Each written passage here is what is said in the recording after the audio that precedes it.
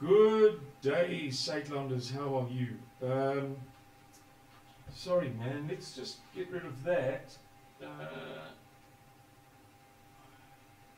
Because I see it's creating a hell of a lot of white light.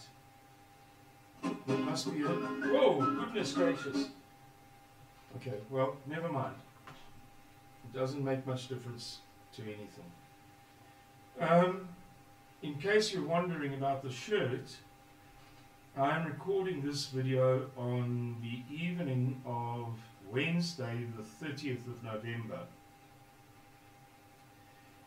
In spite of the story with my mouth that I've described to you, I broke a tooth last week in my sleep the night before last. I must have bitten my tongue, bit it quite badly. It swelled up, with the result that I can hardly swallow, and it's constantly grating against that sharp shard of offensive tooth. But I'm on a little bit of a roll. I've made a couple of videos this evening, and why not? I'll take a painkiller and I'll sleep like a baby, and we'll see how it is tomorrow and the next day, and then I'll go to the dentist if required. But maybe I won't have to, because what might happen is that wound heals and gets a sort of a scab of sorts and becomes accustomed to the tooth. It was not badly broken. I've checked in the mirror, and it's, you know, it's really not that bad. It's just one of those things. So I want to do a quick video on a subject that's working on my nerves. And I'm just looking for it. It's here in front of me somewhere. Knowing me, I've scrolled over it 3 times. Oh, no, I haven't. Here it is. Okay. Right. So, we know about the story of the woman who tweeted in response to reports that pit bulls should be banned, they should be put down, that black people should be put down instead, which was a stupid thing to say, and it was an unfair thing to say, and it was a wrongful thing to say.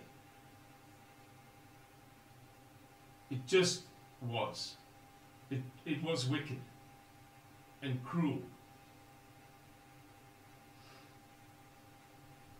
However, notwithstanding her stupidity, which is profound, I don't think it's right. I really do not believe that it is morally acceptable for people who are that stupid to be allowed to have dogs. And presumably she does. Or maybe she's got a husband and he does the brain work and the keeping of their dogs. But notwithstanding that stupidity and cruelty,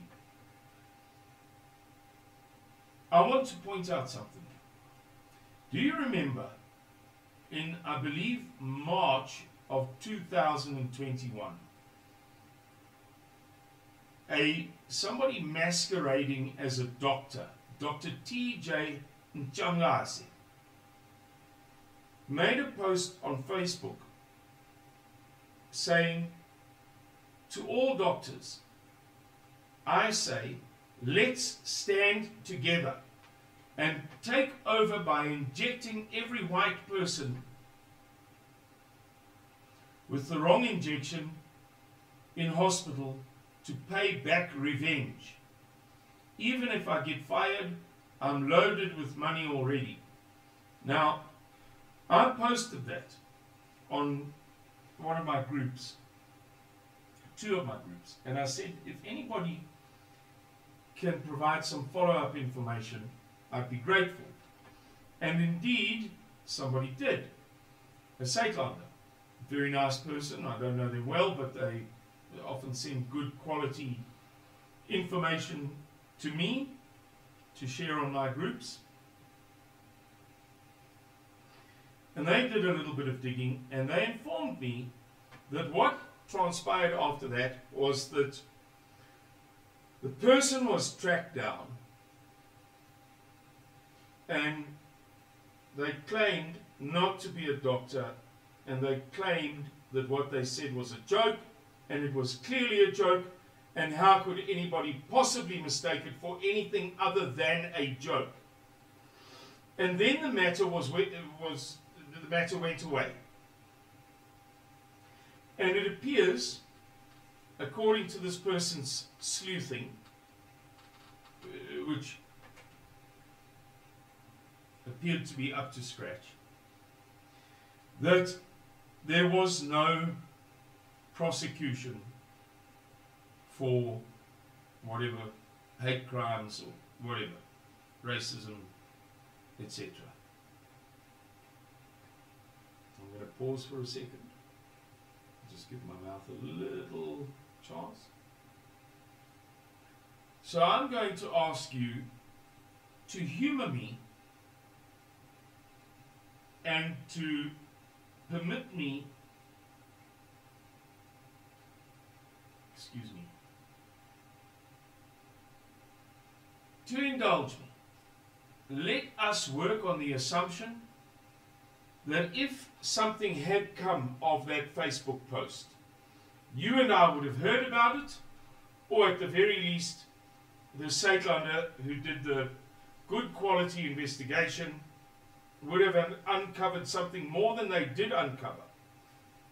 And they did uncover stuff I certainly didn't know. And I wish you to contrast that with what has happened with this woman, Belinda Magor.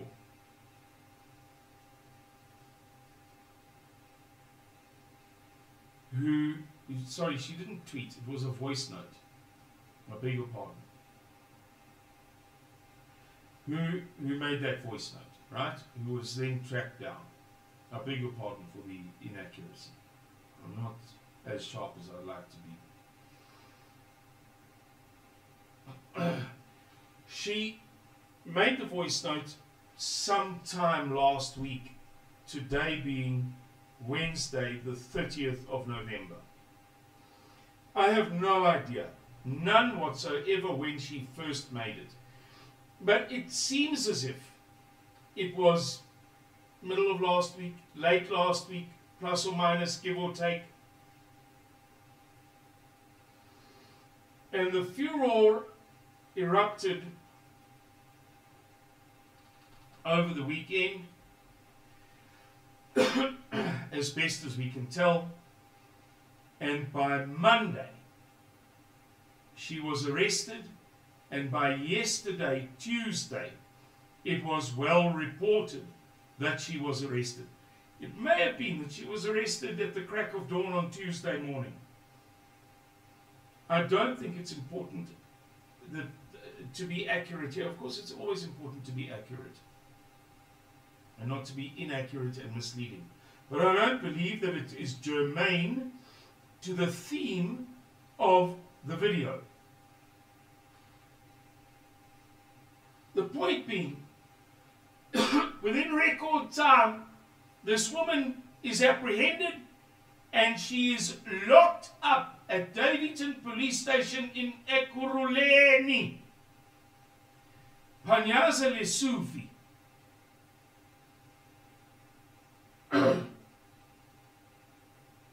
Who I believe, let's check our facts quickly. Why not? It'll only take a second of your time.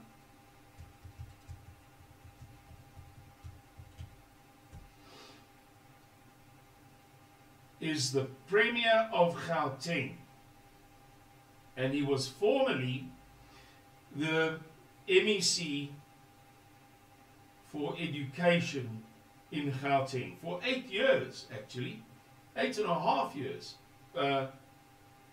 Yeah, close to 8.5 years. He's now the Premier. Ntshangase Lesufi then tweeted yeah, it was a tweet.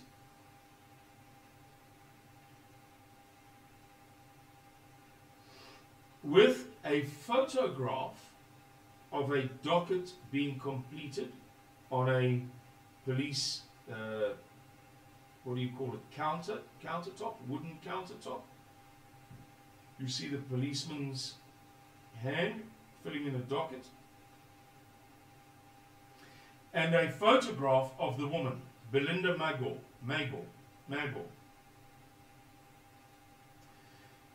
And a quote of another tweet. The other tweet, not his, reads, meet Belinda Magor, an advocate for pit bulls who yesterday said blacks must be killed and not pit bulls. They must kill black men and remove the women's wombs because we are all the same and God didn't make us.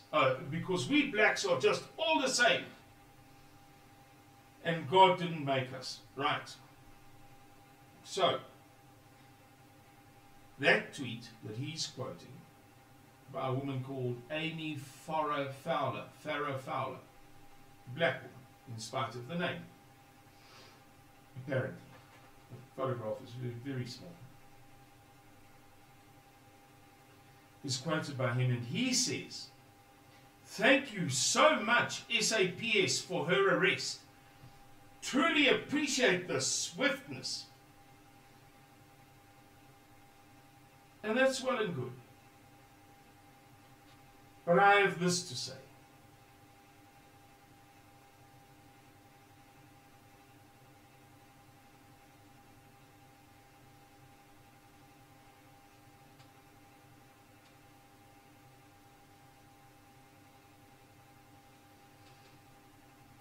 Today, Marula Media has an article about which I'll do a video in due course that reads, gee, I didn't even know, I don't know if there's it's auto-translate. I've got it in English. And I was going to say, I didn't know that Marula Media did English articles. Maybe they do too, but in any case, this is auto-translate. Whose headline reads, "Police stations are literally falling apart." Literally, nogal. And it goes on to talk about how many, and this is a brilliant, brilliant expose, have 500 and more unresolved cases. 500! One policeman, one inspector, one detective, one whatever you call it. 500! Murders, rapes, robberies.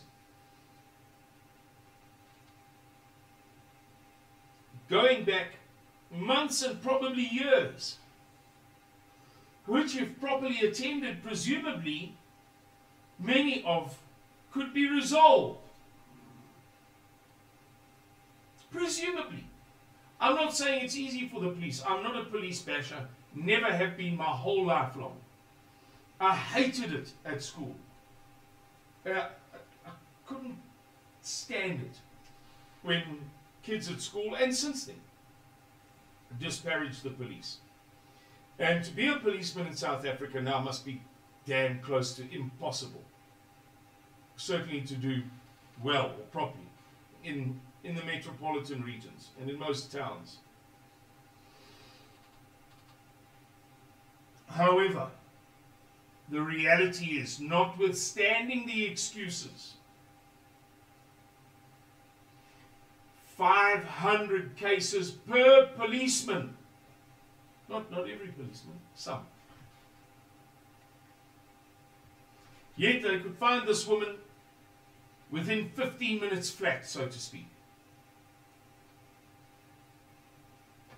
And Dr. T.J. Ntshangase, who later claimed not to be a doctor, claimed, there was never, I read the thing, It was never definitively proven. Could say that. Say, I'm not even a doctor, I was joking. And get off scot-free. Let's leave it there. We all understand what I'm saying. I don't have to spell it out or be overly emphatic. Thank you very much for watching this video. Please like, share and subscribe. And if you're not a Suidlander who pays their monthly fees, but you would like to donate, you appreciate the work that we're doing, we need the money. We need the help and support.